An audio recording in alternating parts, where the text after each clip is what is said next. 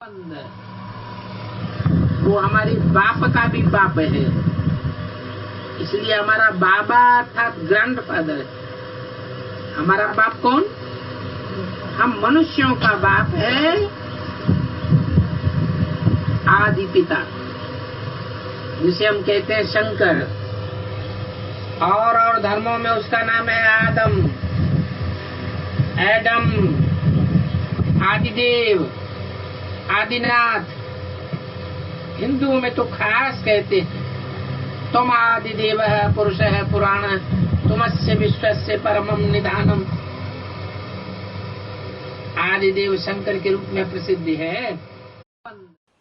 अव्वल नंबर का ब्राह्मण तो अव्वल नंबर का देवता बनेगा, अव्वल नंबर का देवता बनेगा तो अव्वल नंबर का क्षत्रिय, अव्वल नंबर का वैश्य, अव्वल नंबर का शूद्र। तो कौन हुआ ब्राह्मण जब नई सृष्टि शुरू होती है? हाँ, प्रजापिता तो खत्म, प्रजापिता पतित को कहा जाता है। उस समय तो महादेव हो जाएगा ना, देवताओं में बड़े से बड़ा देवता कहा जाएगा। जो 16 कला संपूर्ण कृष्ण कहा जाता है, उसका भी बाप वो हो गया बड़ा देवता, बड़े से बड़ा। उसको आदिदेव भी कहते हैं। तो ब्राह्मण हो जाते हैं चोटी। देखो यहां से फिर चोटी कहां से? यहां माने कहां? बाबा ने इशारा करके चोटी की तरफ बताया। यहां चोटी, ये चोटी और ये आपस में मिलते हैं। किसके साथ? ये चोटी और ये एड़ी, देवान का लास्ट स्वरूप। देवान का लास्ट स्वरूप क्या है? देवान की शुरुआत है पहले मन बुद्धि से, वो तो ऊपर है। और देवान का लास्ट रूप शूद्र। शूद्र माने पांव। विराट रूप का पांव दिखाते हैं ना, और विराट रूप का मस्तक भी देवताएं दिखाते हैं। चोटी दिखाते हैं ब्राह्मण। तो ये ब्राह्मण चोटी और ये ओएड़ी, ये दोनों आपस में मिलते हैं। कैसे मिलते हैं? साकार रूप में मिलते हैं या निराकारी रूप में मिलते हैं? साकारी रूप में मिलते हैं। ये नहीं मिलेगा। कौन है? जब नई सृष्टि की शुरुआत होगी तो ये नहीं मिलेगा। कौन नहीं मिलेगा? ब्रह्मा बाबा नहीं मिलेंगे। ऐसे समझ आ जाता है ना कि इस सृष्टि में जो पहला पहला है देवता वो कृष्ण है। कृष्ण ने गीता का ज्ञान दिया, वो ही आदिदेव हो गया। तुम आदिदेव गीता में लिख दिया ना, तुम आदिदेव है, पुरुष है पुराण। इसका मतलब कृष्ण ने, वो अर्जुन ने जो स्तुति गाई है तो उसमें कृष्ण के लिए गाया है, तुम आदिदेव। अरे कृष्ण कहां से आदिदेव हो जाएगा? नहीं, हो ही नहीं सकता। बच्चा थोड़े ही होगा, बच्चे के साथ बाप भी होना चाहिए ना। तो ये नहीं मिलेगा जगदम्बा से। मेल होगा तुम्हारा। पूछा मिलेगा? ये ब्रह्मा मिलेगा है? अरे ब्रह्मा बच्चा है कि बाप है? बच्चा है। बायजोली पहन करके देखो। प्रातः क्लास चल रहा था। 17/5/1967। दूसरे पेज के मध्य में बात चल रही थी।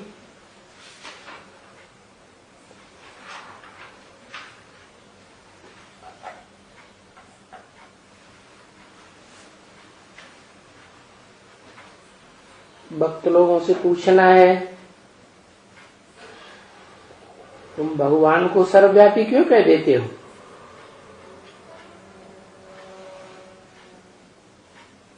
जबकि जानते हो इस सृष्टि रूपी रंगमंच पर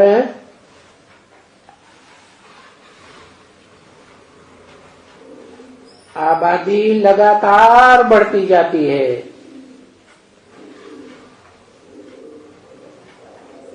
सतयुग के आदि से लेकर के कलयुग अंत तक प्राणी मात्र की संख्या में बढ़ोतरी ही होती है। तो ये पार्ट बजाने वाली आत्माएं इस 5 तत्वों की दुनिया में आकर के पंच तत्वों का शरीर धारण करती हैं, तो कहीं बाहर से आती है ना। जहां से आती हैं उसे तुम कहते हो सुप्रीम एबोर्ड, अर्श, परमधाम, ब्रह्मलोक।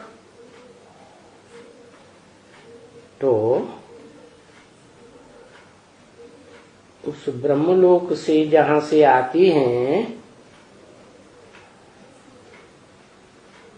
उस लोक का कोई मुखिया होगा ना।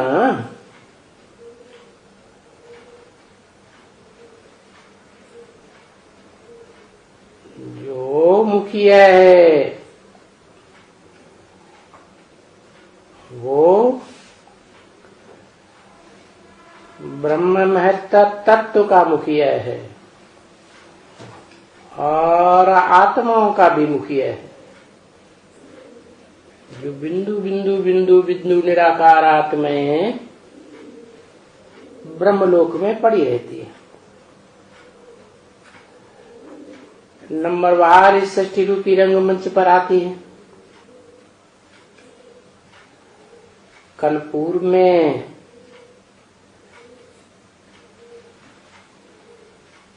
जब ब्रॉड ड्रामा की शूटिंग होती है तो जिसने जैसा ज्ञान उठाया, जिसने जैसा पुरुषार्थ किया,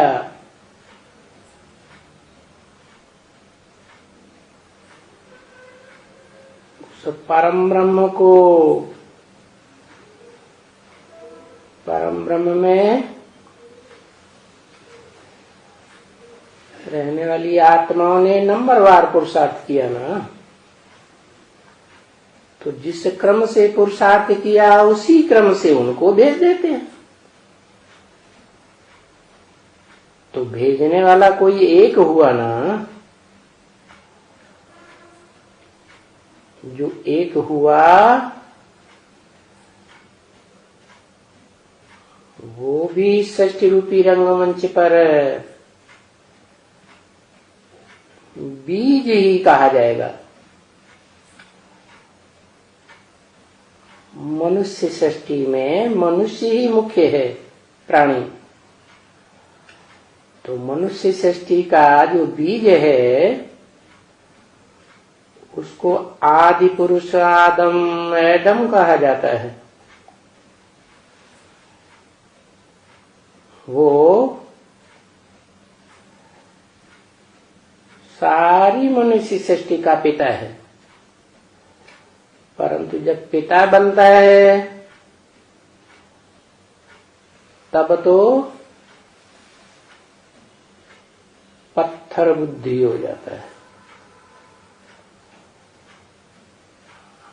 आत्मा जैसे पथराई जाती है।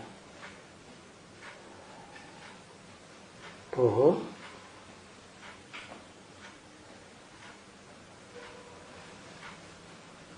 जो ब्रह्मलोक है, आत्माओं का लोक, बिंदु बिंदु निराकार आत्माओं का लोक है, उस लोक का जो मुखिया आत्मा है सबसे जास्ती निराकारी स्टेज में रहने वाली है और जन्म मरण के चक्र से भी न्यारी है। गर्भ से उसका जन्म कभी होता ही नहीं। वो आत्मा इस सृष्टि पर आती है और उसी मुकर्रर रथ में प्रवेश करती है जो सारी मनुष्य सृष्टि का बीज है, जिसको हिंदू लोग कहते हैं त्वम आदि देव है, पुरुष है, पुराण है। पुराने ते पुराना पुरुष है इस षष्ठी रूपी रंगमंच का, तो साबित होता है ना कि एक व्यापी है या अनेक व्यापी है, सर्वव्यापी है। जब भेद देते हैं तो ऊपर में रहने वाला है ना, सबको भेज देते हैं। और जब सब आत्माओं को भेज देते हैं तो अगर आत्माओं में कोई मुखिया है उसको भेजेंगे तो उसकी जो संस्था है, संग माने संपूर्ण, स्था माने स्थिर रहने वाले, जो उस मुखिया के स्वरूप में जो भी स्थिर रहने वाले हैं उन आत्माओं को भी तो भेजना पड़ेगा ना। अब इस सृष्टि के मुखियाएं नंबरवार हैं। दुनिया में जितने धर्म हैं, नंबरवार आने वाले धर्म पिताएं हैं, वो अपनी अपनी धार्मिक संस्था के मुखिया है, उनको पहले भेजते हैं, फिर उनके फॉलोअर्स को भी भेजते हैं।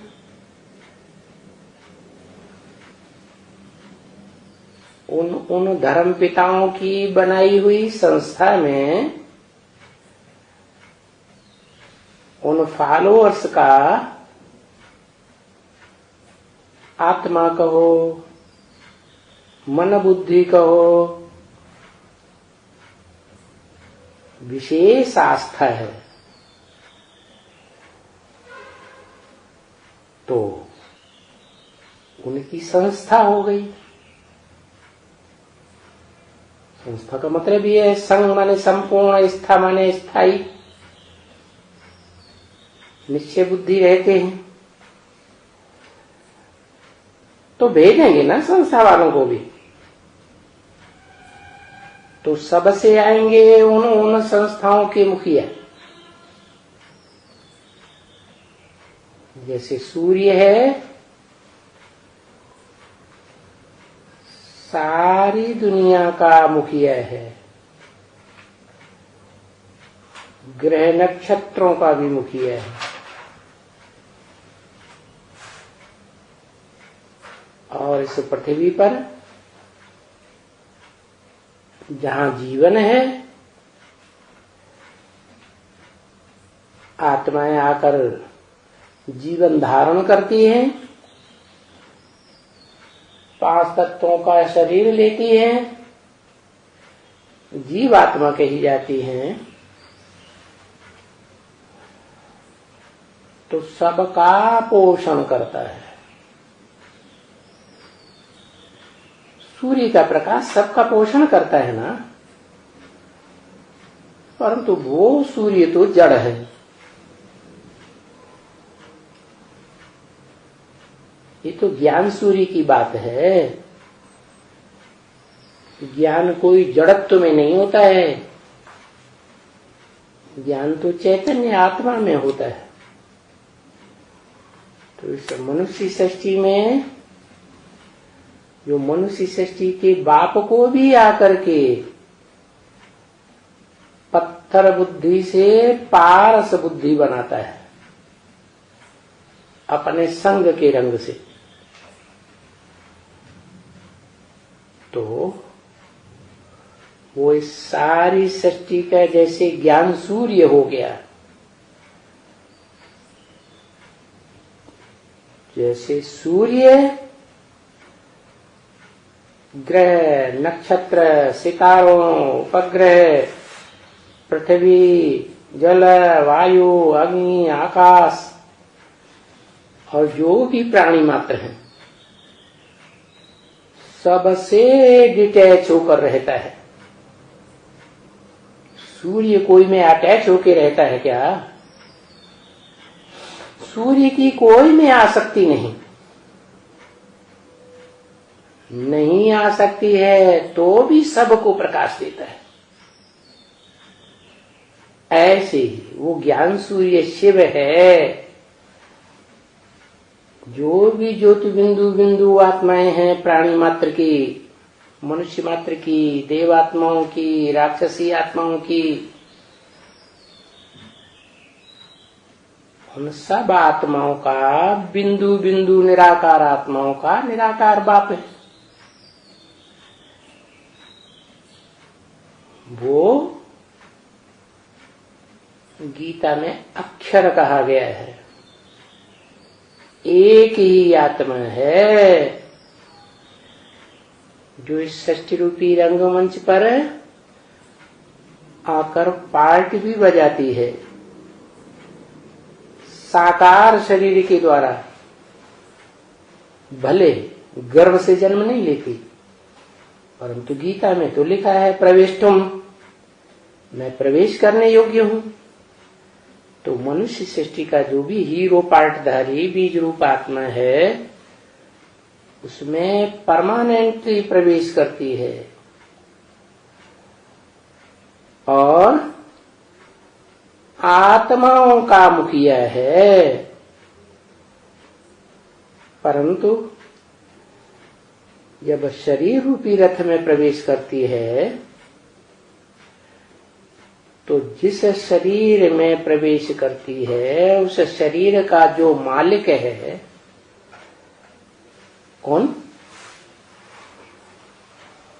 आदम, मनुष्य सृष्टि का बीज बाप।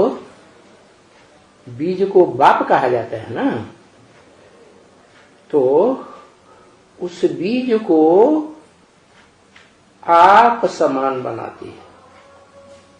माना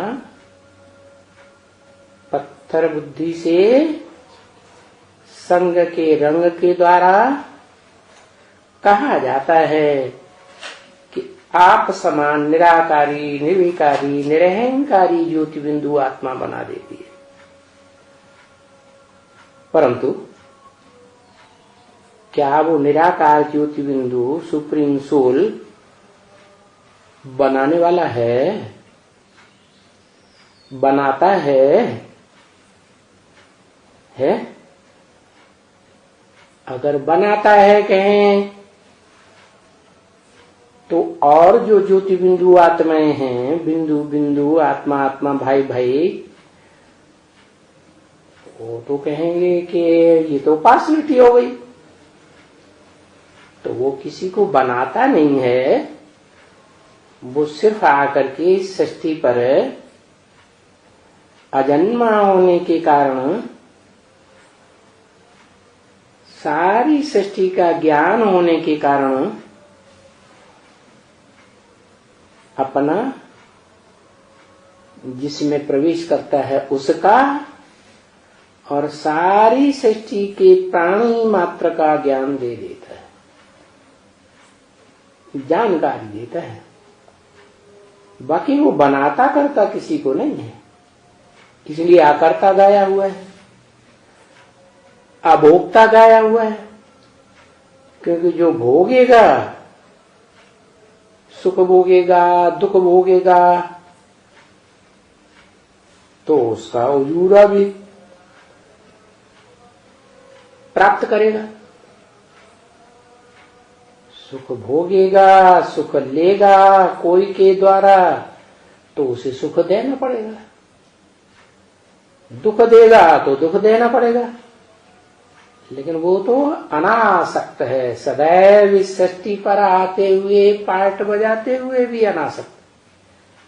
इसलिए वो अभोक्ता है और उसे अक्षर कहा है गीता में। एक ही मात्र आत्मा है जो कभी क्षरित नहीं होती शक्ति से। कौन सी शक्ति? आत्म भाव की शक्ति। उसकी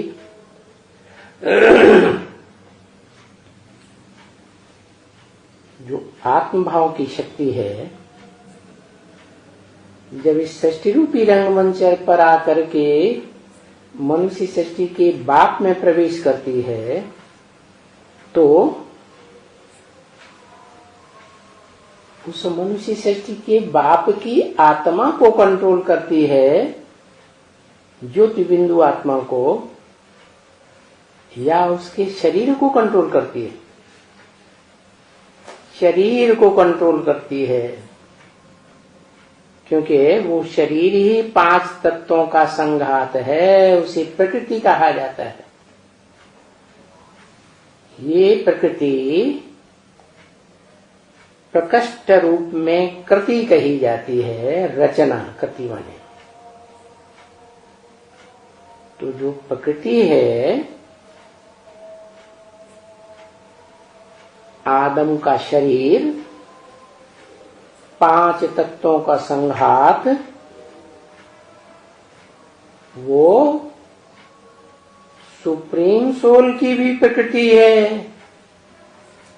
तो जिसमें प्रवेश करता है उसकी भी प्रकृति है। क्या?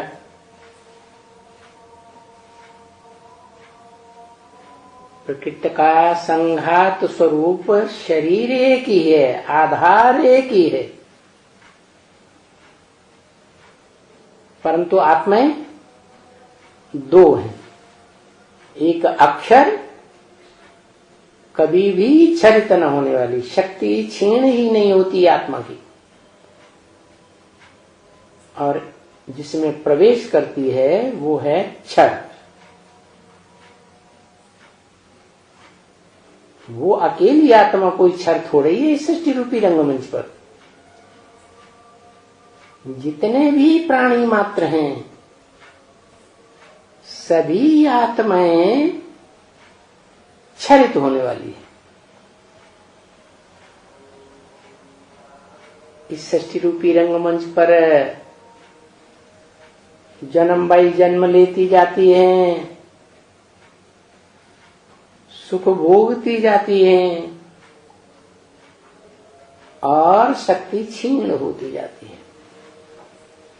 इसलिए इस सृष्टि रूपी रंगमंच पर जन्म मरण के चक्र में आने वाली सभी आत्माएं, प्राणी मात्र की आत्माएं, बिंदु बिंदु ज्योति बिंदु, वो सब क्षरित हैं,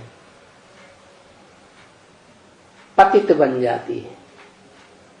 उनकी शक्ति का पात होता है, आत्मभाव क्षीण होता जाता है।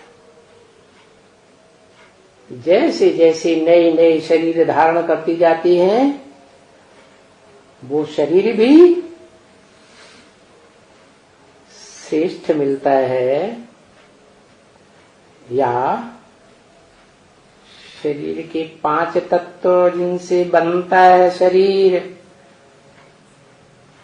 वो भी भ्रष्ट होते जाते हैं। तो उसमें एक अंतर है। जिन आत्माओं ने कल्पांत काल में पहले भी, जब इस सृष्टि रूपी रंगमंच का पर्दे के पीछे रहकर पार्ट बजाने वाला शिव सुप्रीम सोल आता है, ज्योति बिंदु निराकार, और वो आकर के जो ज्ञान सुनाता है, जानकारी देता है अपनी मनुष्य सृष्टि के बाप की और प्राणी मात्र की, मुख्य मुख्य पार्टधारियों की भी, जिन्हें गीता में कहा गया विभूति, या वि माने विशेष, भूति माने विशेष रूप से प्रत्यक्षता रूपी जन्म लेने वाली। तो उन सब का परिचय देता है, ये ज्ञान देता है। इसलिए गीता में कहा है, नहीं ज्ञान सदृशम पवित्रम इह विद्यते। इस संसार में ज्ञान के समान कौन सा ज्ञान? एक ईश्वर के द्वारा दिया हुआ ज्ञान और एक मुकर्रर रथ के द्वारा दिया हुआ ज्ञान। ऐसे तो ज्ञान सुनाने वाले बहुत हो जाते हैं, धर्म पिताएं हो जाते हैं, धर्मात्मा हो जाते हैं, साधु संत हो जाते हैं, लेकिन जो सत्य ज्ञान है वो एक ही सत्य है। God is truth, truth is one. उस एक से ही ज्ञान आता है और बाकी सभी जो कुछ देते हैं उसमें उनका देभान, देह, अहंकार मिक्स होता रहता है।